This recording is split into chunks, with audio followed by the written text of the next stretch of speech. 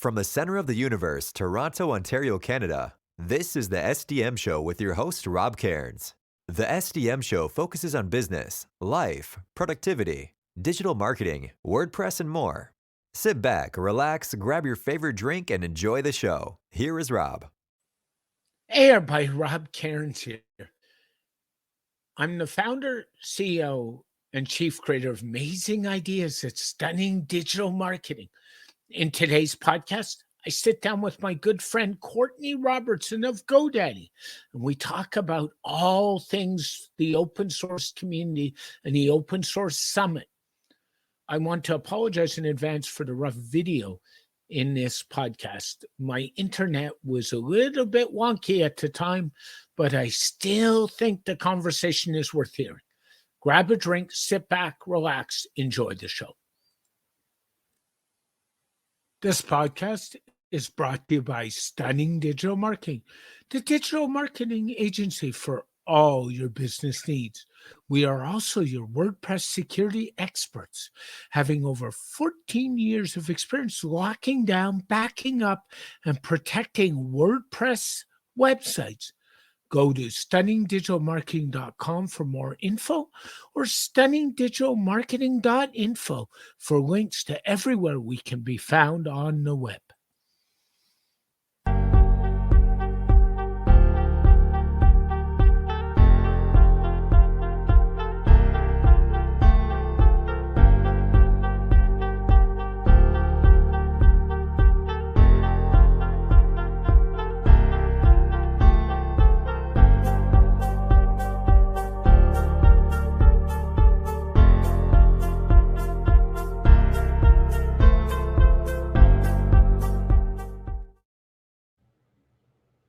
Hey everybody, Rob Cairns here. And in today's podcast and video stream, I'm here with my good friend Courtney Robertson of GoDaddy Pro. How are you, Courtney? I am great today, Rob. And, this is our regular time to hang out, but it's extra special that we get to do an episode together finally. Yeah, it's funny. We've been kind of co-managing a LinkedIn group for almost, I guess for about a year and a half, aren't we? Give or take. We are.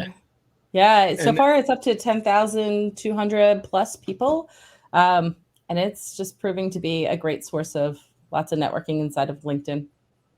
Yeah. So with a shameless plug, if you want to hang out with Courtney and I, come join us. I'll throw that right in off the top of the show because it is my show, kind of, I think. Yeah. So what I wanted to talk about today was you were just at an open source summit in Vancouver, Canada. You had to come all the way to Canada for that, which is absolutely amazing. And I thought we'd talk about that. First of all, how was your experience in Vancouver? It was amazing. So to be clear, I was inches from Canada. Maybe I was in Canadian waters even right before this, coming from WordCamp Buffalo. And then I took off to go to Vancouver. I never made it to Canada before that. So perhaps while I was doing the boat tour of the Niagara Falls, I might have been in Canadian waters, but I didn't get off the boat, so I didn't have to show my passport.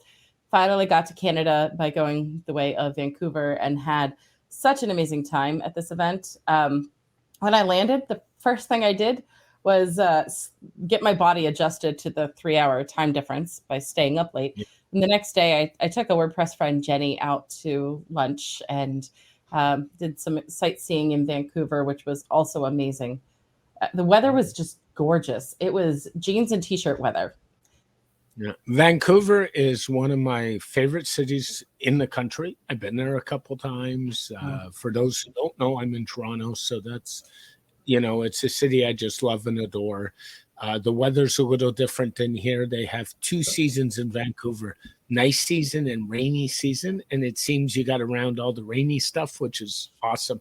So tell us a little bit about the summit you were at in the open source community. Yeah, so this was put on by the Linux Foundation.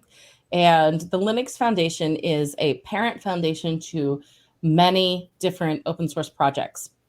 So if an open source project is needing some form of governance or something like that, often they will turn to the Linux Foundation, and this spans widely. It was Open Source Summit North America. There is a version that is happening in Europe and one happening in Japan in the near future. The one that I attended had many different tracks going on. So think about something that is at least double, triple the size of WordCamp Europe US in terms of quantity of things happening. They did have an online stream going on as well. And so first for the information, we were at the Vancouver Expo area, so the convention center, which overlooks the English Bay. So the views from the convention center, you're right beside the Olympic torch, which looks like giant crystals growing out of the ground. They didn't have it lit at all while I was there, but it looks like this giant crystal sculpture from when the last time the Winter Games were in Canada. And you have views of the seaplanes with their pontoon-like feet landing into the English Bay behind you, and helicopters taking off, and all of these things, and all these gorgeous restaurants with these views. And I'm supposed to be inside the convention center. Well, it's good that they had lots of glass windows so that I could go out in the hall and take a good look at the English Bay and see around at this. So venue, amazing. The way that it was organized was just unbelievable. So they did name tags, and below the name tags, they had ribbons that were your areas of interest while you were at this thing. And so there were, I want to count, oh my goodness, over a dozen different tracks running at this thing. Some examples are Cloud Open, ContainerCon, Emerging OS Forum, the Diversity Empowerment Summit. I went to some of their sessions. Meta was there for Open Metaverse Summit. There was an OpenAI track. There was OpenJS World, which is the JavaScript Foundation. GoDaddy is part of the JavaScript Foundation. So I was joined by 3 of my coworkers. One of them is the board member for the JavaScript Foundation, Daniel. And so I got to spend some time with coworkers there that I had not spent in-person time with before. They're in a very different part of my company. So that was pretty cool. OSPOCon, which is another one that I spent some time in tracks on. And OSPO is the Open Source Program Office. So inside of large companies, you need a department that has eyes on what's going on with open source in a company, not just what are we giving to our customers, but what are we using, and not just the software, but potentially also down to little packages of bits of code, right? To be aware of that. And also, what do we have that is open source that the community can come and use as a company? And so GoDaddy does have some of that is completely not related to WordPress things. And I know this audience might skew a little more towards WordPress. So keep in mind that there was a lot going on for that. So I was excited about OSPOCon. They have things about supply chain and sustainability and open source leadership summit. I did a lot of those. The one that's going on in Japan, no shocker, has a lot going on in the automotive industry. And people might think, wow, that's fascinating. What's going on in open source in these other sectors? So I met with a person. I did breakfast the one day. Tickets are about $600 because this is different than an average WordCamp kind of thing. This is a different vibe, and you have folks from different corporations there that are oftentimes being decision makers inside of companies. And so you're not dealing with somebody that is an end user, but you're dealing perhaps with maybe a different audience. And you want to know that the companies that you're doing business with are really understanding how all of this comes down to the end user. So Open Source Summit had a couple different meal networking sessions that were totally free for attendees. One was intended for first-time attendees, so I went to that. Another was for women and non-binary folks, so I went to that one. And then there was one specifically around diversity as well. And so at the newbies breakfast, I met a guy that was coming from the safety standards industry. And they have specific protocols about what passes for.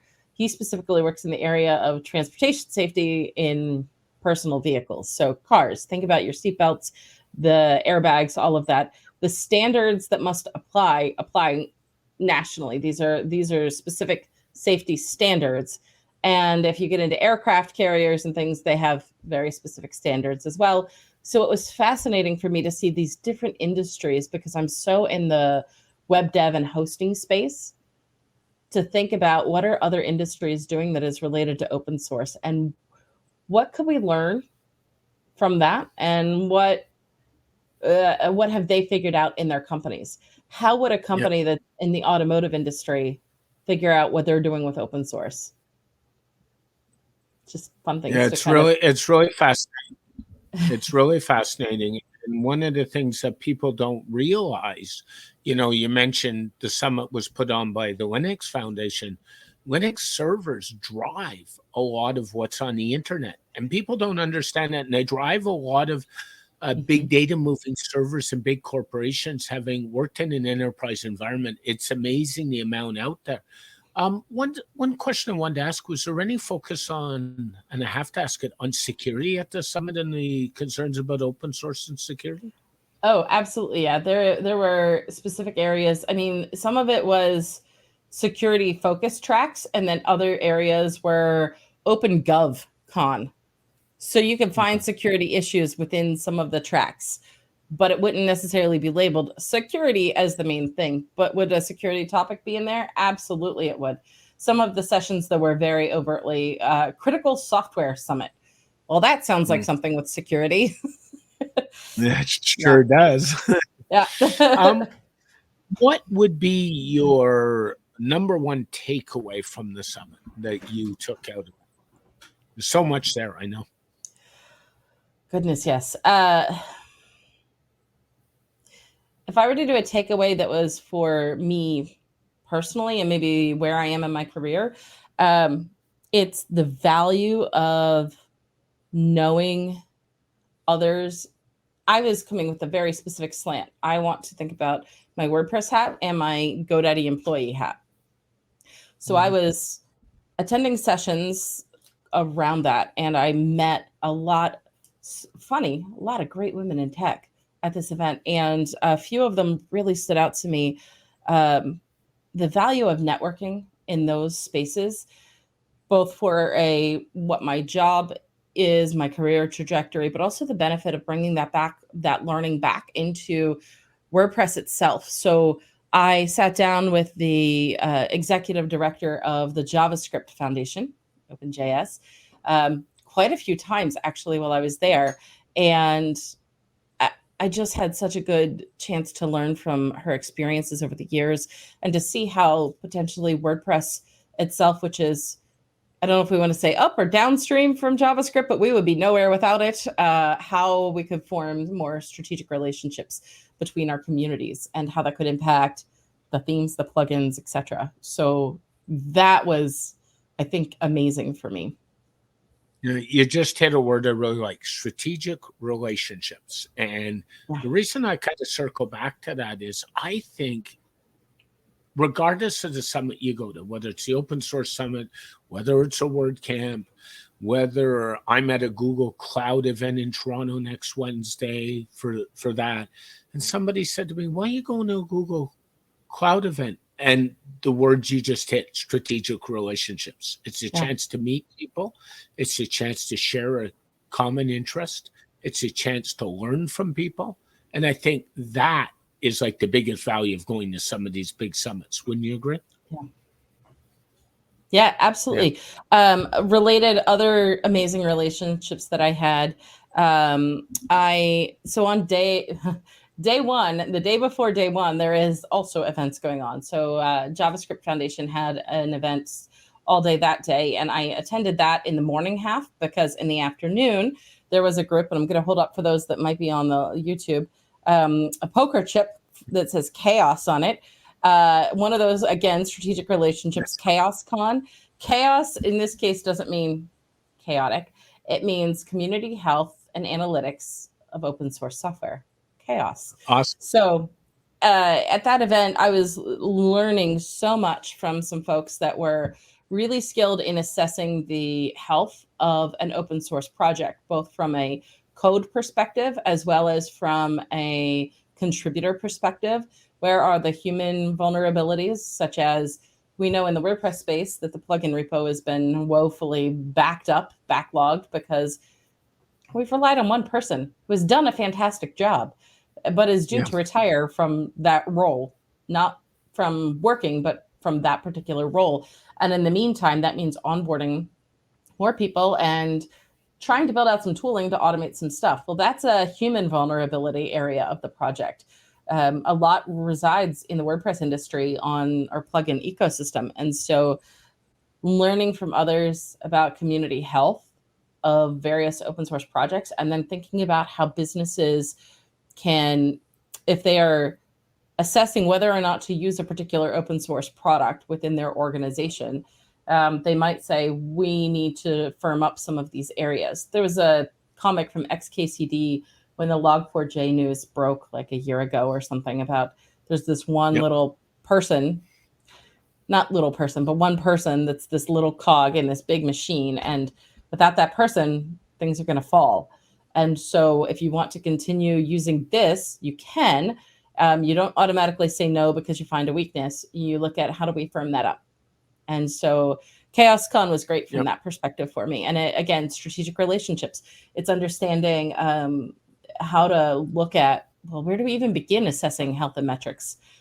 How would one do that? And wouldn't you know that other open source projects have wrapped their heads around that same issue and have ideas about how they assess big projects. I mean, Linux, the software, most people that are hosting websites, often it's running under managed hosting servers, but also if you're using a cPanel environment, it's definitely running behind that. Yeah. And no kidding. And that's where it kind of comes into play. Like people think of even Linux as a desktop operating system, and they forget about that whole server side of it, right? So it's just, I think it's more used in servers actually than in desktops, I would dare say. That's where I was going to go. Exactly. It's just more used. And without Linux, we wouldn't be powering as much of the internet the way we are. And, you know, we'd be ashamed if we don't mention a famous guy by the name of Linus Torvald, who actually founded Linux from a Unix derivative, right, many years ago. So, you know, it's quite interesting from that perspective.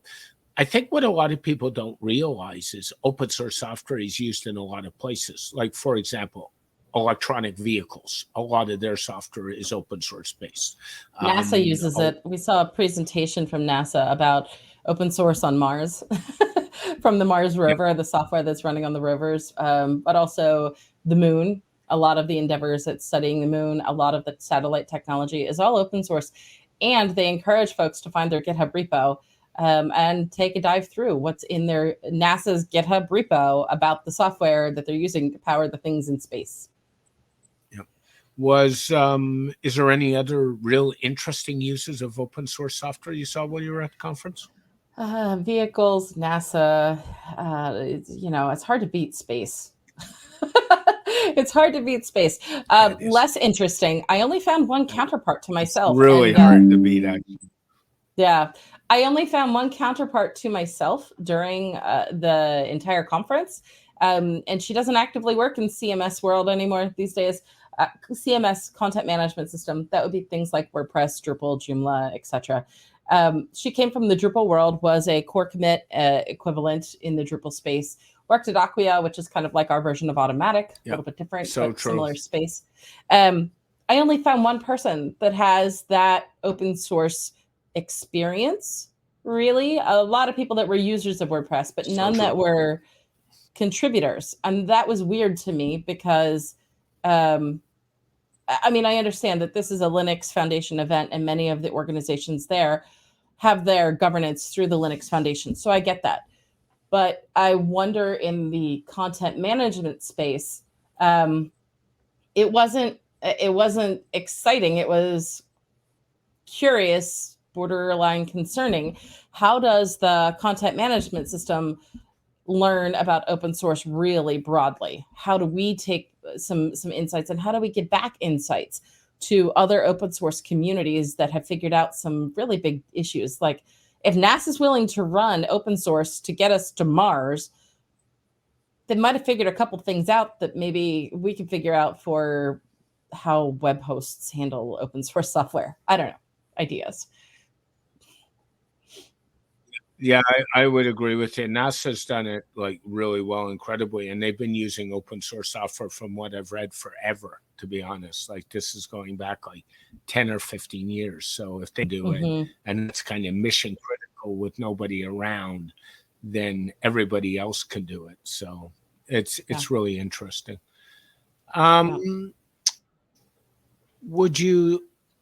Was this a good event just personally, or a good event professionally, or a bit of both, would you say? Absolutely both.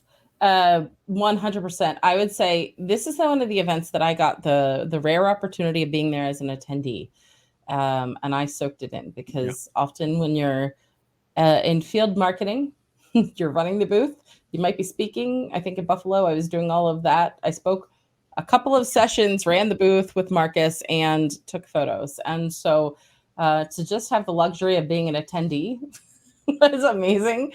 But I found so many folks that were of the same mindset, because we all are in this open source conference, right? And so of the same mindset. And I had multiple people indicate that they would love to start up a monthly sync and mentorship type of thing with me, or inviting me to some working groups that are beyond the scope of any one specific project, but would be impacting a lot of governmental level decision making, I will say.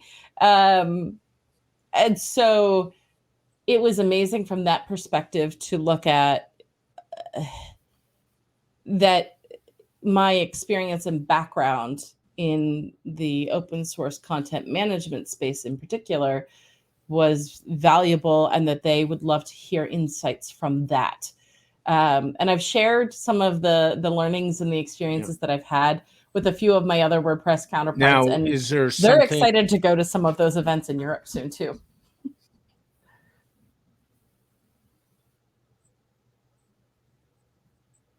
That's awesome. Is there something at the summit that you wish they had covered that they didn't? Because there was a lot that I wish that they covered that they didn't. Wow. I hung out mostly in the open source leadership and the OSPO areas. So OSPO, Open Source Program Office.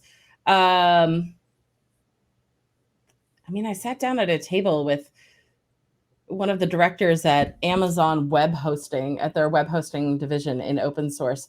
And I got to meet Chris DeBona formerly of Google, and some of the top folks at Google that are handling open source. I loved those table experiences. They were ask the expert questions and networking type of events. I would have loved to have maybe more of a working session, I guess I would say. There were a lot of great networking opportunities. There were a lot of great session opportunities, but the idea of the WordPress equivalent of the happiness bar. We roll in, we're like, I got a problem. Who can help me with my problem? Some folks to maybe, for those that are utterly new to making an open source program office, take us through an exercise perhaps of let's outline what we need to do to get started step by step. And I think some of that might have been really helpful for me. Topic-wise, though, I feel like we might need some open source web dev things represented that are a little more upstream or down, whichever, from the programming languages. Maybe I'd like to see that there. But, everything I saw, it was good. It was so good. Good. And we got to go to the aquarium. The aquarium in Vancouver is phenomenal. If you haven't been, it's like it's absolutely incredible. The aquarium in Vancouver is phenomenal, and the aquarium here is phenomenal. So another road trip for you down the road. Yep, that was their equivalent to an after party where they had a meal and appetizers and stuff staggered throughout the aquarium. They provided busing from the conference center over to the aquarium the one night. And there was also another day where there was a group of runners that did a 5K. There was another group that did a bus tour in the morning of the city before the events got going. It was an event that people were just well fed, well taken care of. You could tell that it costs more because there's more involved. Yeah. No question. Would you consider would like Japan be a destination for the Open Source Summit if you had that opportunity, would you go? I recommended it to my coworkers that are there. So deciding factors for me, I get to go to a lot of WordCamps. I go to all of our international ones, and I count myself fortunate. Before working at GoDaddy, I had contributed to WordPress for 11 years in some capacity before ever being employed or sponsored. I never took a plane to go to a WordCamp before until I worked at GoDaddy. So I recognize there's huge privilege in some of these areas of what I am doing, and that the event at Open Source Summit, that it was aimed at folks that work in corporations for sure, or that are part of the projects that are involved in it. So it would be a lot of fun to hop on a plane to some of these other destinations, but I'm also a mom with 2 littles, and I have a couple of other international trips. I'm about to get on a plane to go to Athens, Greece. Oh my goodness. Here comes WordCamp Europe. And I will be going to WordCamp Asia again. And so with all of that in mind, the one in North America was amazing. If I were speaking at maybe one of the other ones, then that might be a consideration. But find your nearest continental one is my advice. And that does, I think, better for the environment than just touring for fun. Then there's all this jet setting all over the place. It's funny. We talk about all these international conferences, and I love conferences more than most people.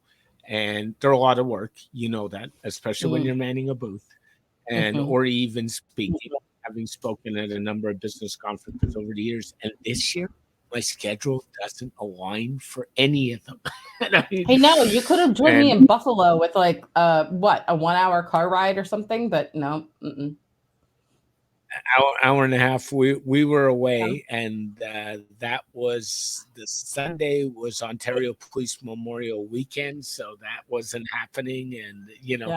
And and my schedule. It's funny because I looked at my schedule and it does not align right through September. So it's just like, okay, but you get it because you have 2 little ones.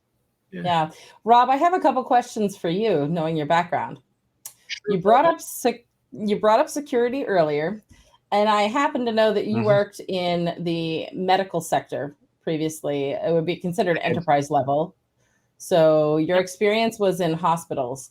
Was that experience in hospitals related to software by chance? It was related to servers. So servers. Okay. The work I did in hospitals was a combination of a couple of things. I did a lot of back-end server work at the time. I was also part of the client services support team. So we were the first round the call after hours if there was any problems. I was also part of major projects.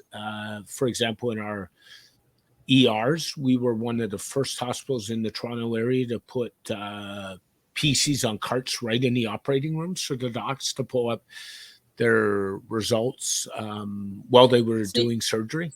So you worked on systems that literally could be sustaining life, is what you're telling me. Oh, no question. No question. Absolutely. So that is an entire area of open source that is fascinating, and not just open source, but also there are a couple things that I learned that I did not know going into this event. First, I learned about these scorecards that will assess the health and metrics of open source software. Some of the things that are used in medical institutions and medical facilities can be open source and or open standards. Standards would apply to hardware. Source is applying to the code. They're intertwined a lot of times, but with that type of thing in mind, I heard a term that I almost didn't make it home with, SBOM. And I heard this term SBOM, and I'm like, what's that? So I went to Google and I looked, and I spelled SBOM like I thought it would be spelled, but no, that's not how they spell it. They don't have a B at the end. So I was worried about my flight tickets home, but all was good. TSA didn't care that I searched for bomb in Google before that. And I got through. But Software Bill of Materials, SBOM, Software Bill of Materials.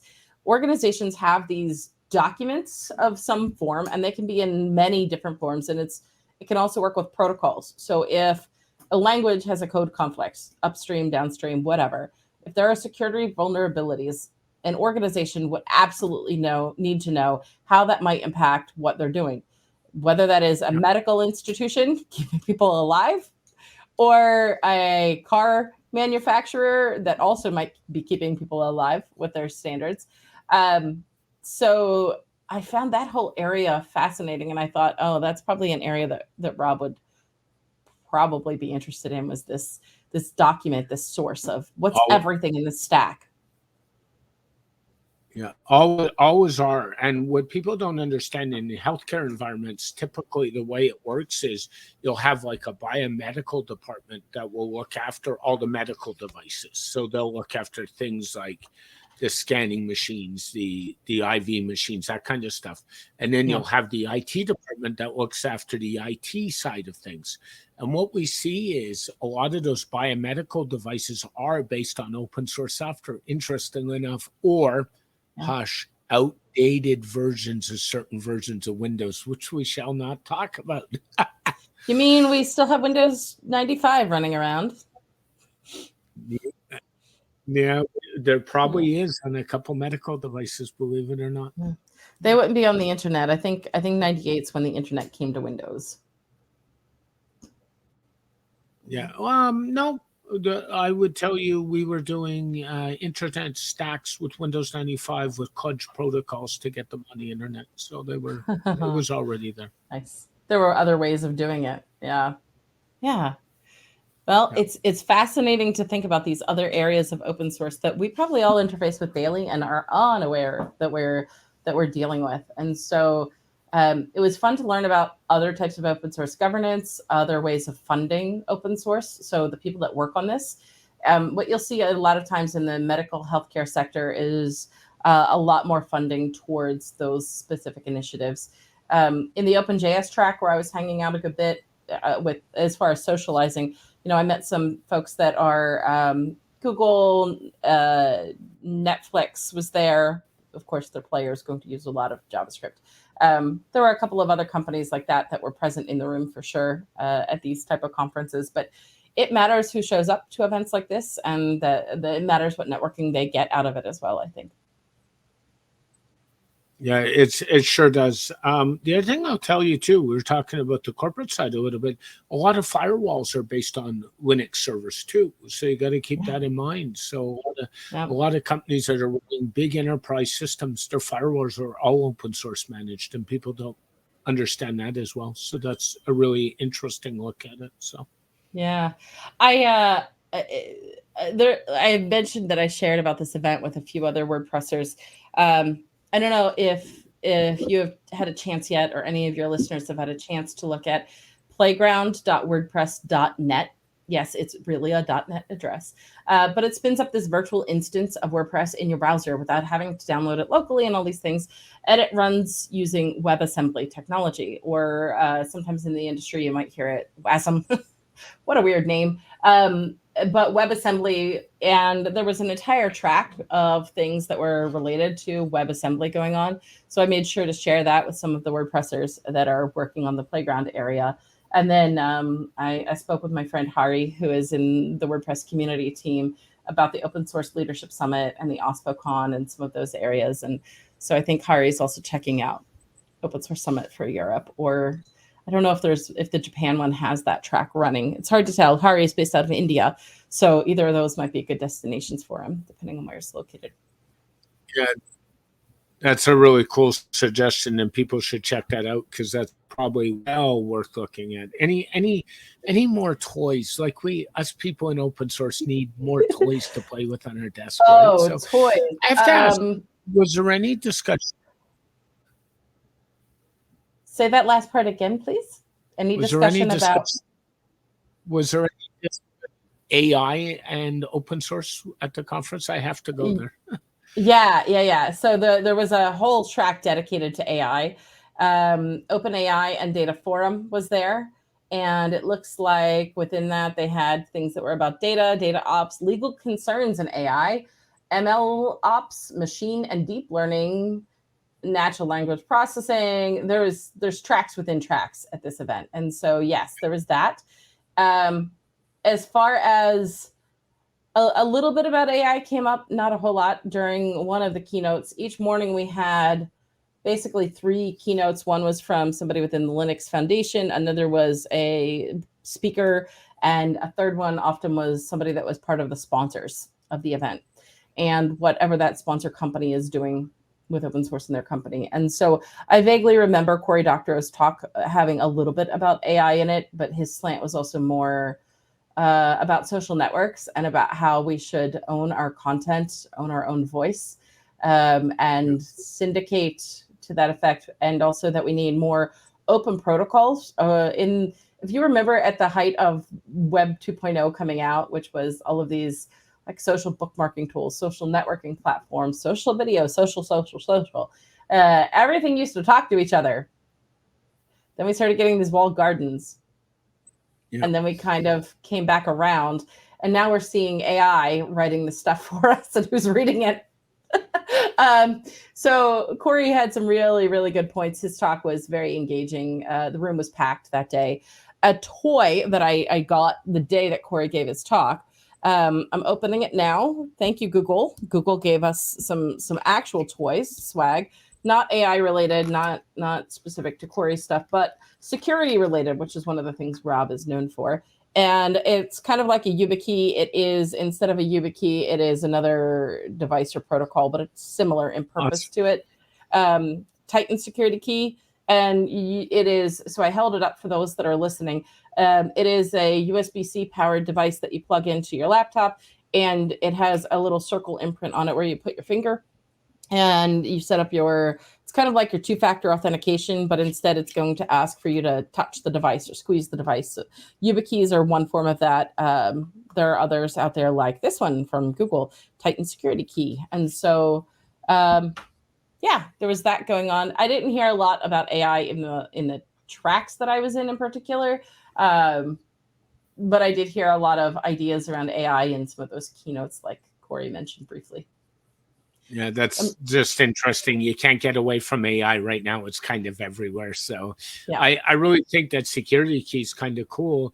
The only thing I would caution, and I always say this with security, is if you are afraid of being forced to open your device, don't use Face ID or a fingerprint or something you have to squeeze, because legally you can be compelled to open that device, whereas if you use a passcode, you don't necessarily have to turn it over. So if that's a concern for you, don't do it. That's all I would say. Yep. But then when you're dealing with corporations oftentimes require you to have the key thing for various devices. I actually use an YubiKey, and I have for years because of that whole issue. And it gets me out of the whole password debacle authentication problem that has been running around forever. So, there's that. Courtney, this conversation's been amazing. As always, I appreciate you more than you know. If somebody wants to talk open source, WordPress, DevRel, how to submit a WordPress ticket. I'll say that. If you can't submit a ticket, bug my friend Courtney or any of the other devs at any of the other hosting companies. I'll gladly help you. They'll hate me every time I say that, but that's okay. We don't. That's kind of our job. If we're a developer advocate or developer relations in WordPress, our job is, if it is, for most of us, our job is tied more towards the WordPress open source project. I might also be able to escalate some GoDaddy concerns for you. You can find me on all the social networks. The easiest way to figure out, based on whichever network you prefer to find me on, is Courtney R. Dev. At the bottom of my website, I've got links to everything, including my Blue Sky profile. Yeah, and we were talking about that before. So if you got a Blue Sky profile, go join Courtney there. Say hello.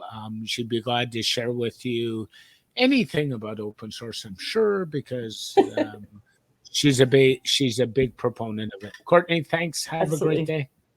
Thank you. This podcast is brought to you by Stunning Digital Marketing, the digital marketing agency for all your business needs.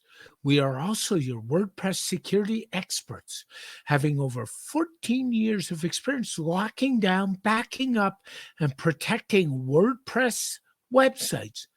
Go to stunningdigitalmarketing.com for more info, or stunningdigitalmarketing.info for links to everywhere we can be found on the web. A very special thank you to Courtney Robertson for joining me on this edition of the SDM Show. This podcast is dedicated to my late father, Bruce Cairns. Dad, I miss you very much. I love you, and I think about you every day. For more information about Stunning Digital Marketing, your digital marketing experts, go to stunningdigitalmarketing.com or go to stunningdigitalmarketing.info to find out all the great places that Rob Cairns can be found on the web.